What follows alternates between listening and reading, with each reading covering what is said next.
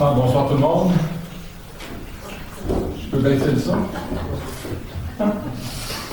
Bienvenue à la séance extraordinaire de l'AGLO, 26 janvier 2026. Alors, le seul sujet à l'ordre du jour ce soir, c'est le budget. C'est tel que prévu par la loi. Là. Donc, l'ordre du jour n'est pas ce qui est le nouvel ordre du jour, c'est-à-dire qu'il y a une période de questions avant, puisque la séance doit être faite spécifiquement selon la loi, c'est-à-dire suivre les étapes qui sont là. Mais la période de questions, qui était le troisième point de l'ordre du jour, une séance régulière, va être faite avant l'adoption du budget, ce qui devrait revenir au même. Donc, on va faire la présentation du programme triennal de mobilisation et du budget. Et par la suite, il y aura une période de questions et après ça, on aura les votes pour les adoptions. Est-ce que c'est clair pour tout le monde?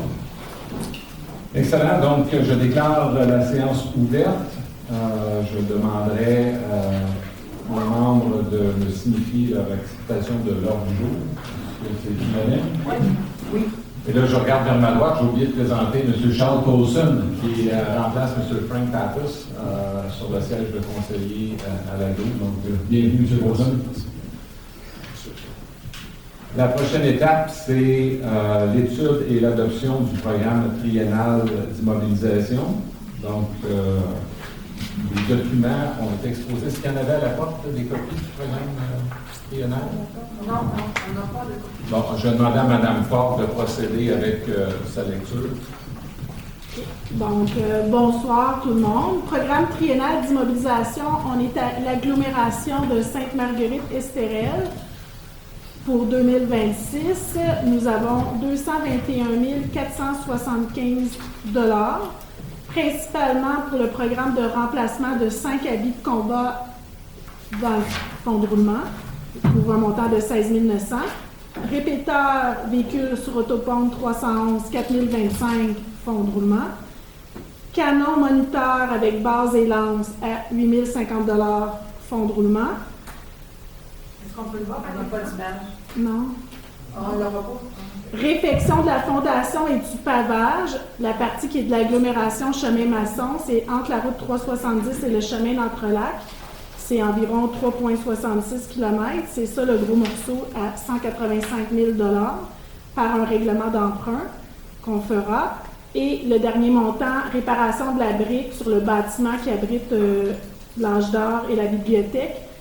7 500 $, donc c'est la moitié comme pour l'AGLO. L'autre moitié, on va le voir tantôt à la ville. Dans le surplus accumulé, pour un total de 221 475 $ pour 2026. Puis là, c'est sûr qu'on a comme des projets aussi là, que vous allez pouvoir voir sur notre site web pour 2027 et 2028. Donc, comme j'avais annoncé, s'il y a des questions, on va les prendre maintenant au sujet du plan triennal. Si vous avez besoin qu'on répète les chiffres, on va les répéter. Disons que je rajouterai aux commentaires de Mme Ford la façon dont on s'y est pris comme premier budget de ce nouveau conseil, c'est de garder dans le collimateur tout ce qui était déjà commencé sous l'ancienne administration. Okay? Donc, quand vous allez voir le document, si vous voyez les lampadaires décoratifs, ils sont là en 2027, parce qu'on sait qu'on aura quelque chose à faire. Mais l'adoption du programme triennal d'immobilisation ce soir n'est pas l'adoption des projets spécifiques ou des dépenses spécifiques à ces projets-là. Donc, c'est un inventaire pour qu'on puisse mesurer l'ampleur de la chose, okay, à savoir qu'est-ce qu'il y a besoin au niveau des infrastructures. Est-ce qu'il y a des questions sur le plan triennal? Si vous avez besoin qu'on répète quelques chiffres, Mme Modica. Pour ce qui est de la réparation de la brique pour le 2-4 d'Elida, est-ce que vous avez une soumission à la hauteur de 7 500 ou pas du tout encore? Mme Ford? C'est une estimation à 15 000 $. Fait que c'est la moitié. C'est la moitié. Ouais, pour l'agglomération. Merci. Est-ce qu'il y a d'autres questions? Donc, on va passer au dépôt. Et, donc, est-ce que vous faites pour le vote? Bien, l'adoption. C'est vrai, on peut faire l'adoption tout de suite du programme triennal, d'accord. Donc, attendu le dépôt et l'étude du programme triennal que l'on vient de faire, et c'est la présentation par Mme Ford il est proposé que ce programme triennal de mobilisation pour les années 26, 27 et 28 soit adopté. Est-ce que c'est unanime? Oui. Oui. Oui. Oui. Oui. Monsieur Sylvain? Oui. Oui. Merci. Donc, le point suivant, dépôt et adoption du budget 2026. Alors ça, le document a été mis en ligne, celui-là? Oui. D'accord. On le voit aussi, on va le voir au fur et à mesure à l'écran. D'accord. Essentiellement, pour vous dire qu'il y a une augmentation de 129 845 pour les dépenses de l'aglo pour le budget 2026. Cet écart-là représente 6 de plus que le budget de l'année dernière. Maintenant, ça s'explique principalement par les éléments que je vais mentionner plus tôt, mais avant d'aller là, aussi regarder les revenus. Donc, les revenus, eux, augmentent de 72 198, ce qui nous laisse un léger écart négatif de 57 000 lequel est comblé par l'utilisation de surplus. Donc, je m'excuse. OK, c'est un excédent. Je m'excuse. C'est un excédent de 57 000 qui est au budget et qui va s'amortir avec c'est-à-dire qui va servir à payer la dette et les autres affectations. Si on regarde un peu plus en détail cet accroissement de 129 000, alors, le premier élément qui vient à l'esprit, c'est les masses salariales et les charges sociales. Donc, on a un écart de 32 000 à ce chapitre. Maintenant, le commentaire vient aussi s'appliquer à la ville-centre, qui est Sainte-Marguerite, du fait que les négociations sont toujours en cours pour le renouvellement de la convention collective. La convention se terminait en décembre 2024. Donc, les salaires de 2025 n'ont pas été augmentés encore. Donc, l'augmentation qui était prévue en 2025 se ramasse sur l'année 2026, ce qui crée l'effet que l'on constate. Évidemment, on saura le décompte final de tout ça lorsque la convention sera agréée un peu plus tard cette année.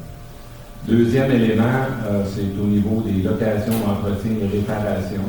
Donc, ça concerne essentiellement les équipements qui sont utilisés pour faire les travaux d'hiver, que ce soit les sentiers, les enlaces, l'entretien des machineries et outillages. Donc, on en a pour 45 000 puis les biens non durables qui sont des éléments comme l'essence ou le diesel et les abrasifs lorsque ça s'applique pour une somme de 24 000 Donc, c'est ce qui résume l'augmentation de 129 000 pour le budget 26. Est-ce qu'on peut passer à la suivante? Donc, les répartitions.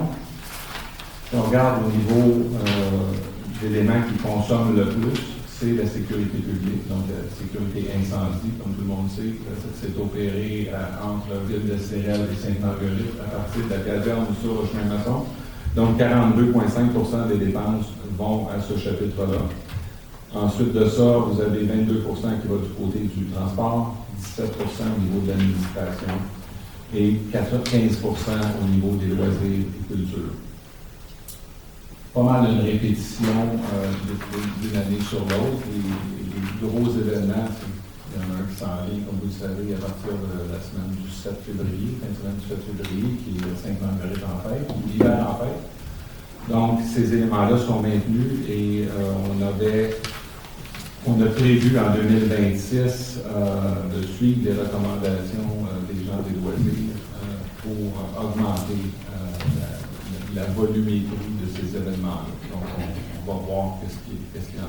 On a décidé d'aller de l'avant avec cette proposition-là. Est-ce qu'il y a des questions? La page précédente, il y avait des honoraires. Oui.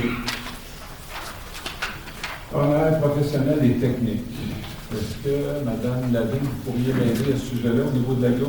Oui, dans le fond, les honoraires professionnels et techniques, ça regroupe plusieurs catégories. Il y a l'informatique, il y a les assurances, il y a les formations, les honoraires professionnels, il y a les cotisations des associations.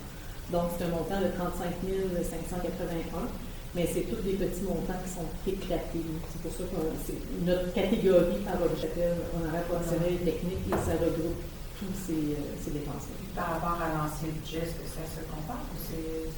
Je pourrais sortir ça. C'est ça? Ben, c'est plus 35 000. Plus 35, donc ça Oui, veut dire dans le que fond, c'est à quel acte il va y avoir des il y a postes? 4 000 de plus en formation pour les incendies, mise à jour informatique au niveau des incendies, 5 000. Il y a des nouvelles normes aussi, CNSST, nettoyage des lits. Donc, on va vous les... C'est vraiment tous des petits montants là, qui sont éclatés. D'accord. Est-ce qu'il y a d'autres questions? Donc, on passe à l'adoption.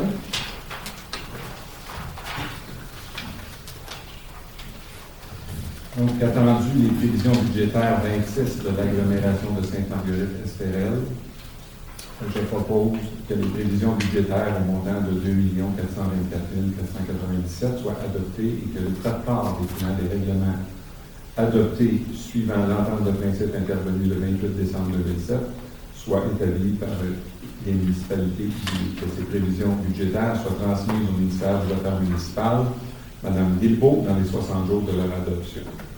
Est-ce que c'est unanimité? Oui. Oui. M. Sylvain? Oui. Merci.